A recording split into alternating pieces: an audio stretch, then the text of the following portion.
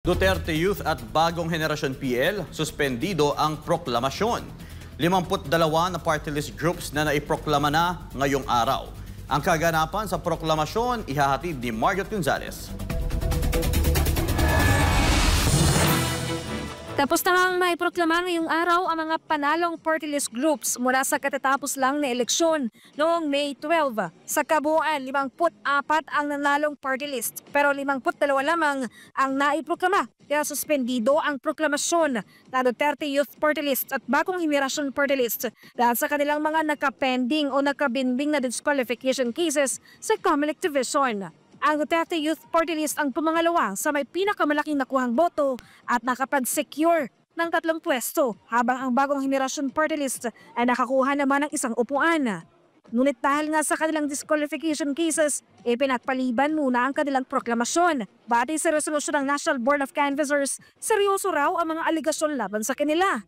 Considering the serious allegations raised in the above petition, which involve grave violation of election laws, the National Board of Canvassers resolves to suspend the proclamation of the 30 Youth Party List and Bagong Henerasyon Party List until the speedy and judicious resolution of the petition filed before the clerk of the commission. So ordered, signed by all the members of the commission and bank as the National Board of Canvassers.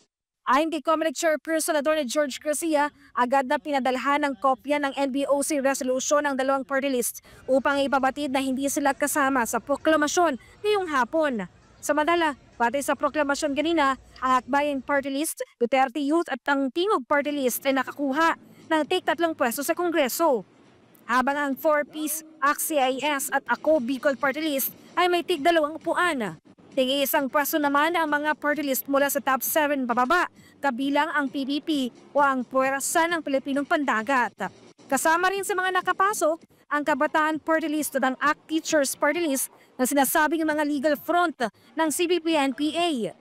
Napagalaman naman na ang disqualification case laban sa Duterte Youth ay naihain ng Kabataan Party List. Sa isang pahayag, mariing kinontra na Duterte Youth ang mga akusasyon at ipinahayag ang plano nilang pagpapasaklolo sa Korte Suprema.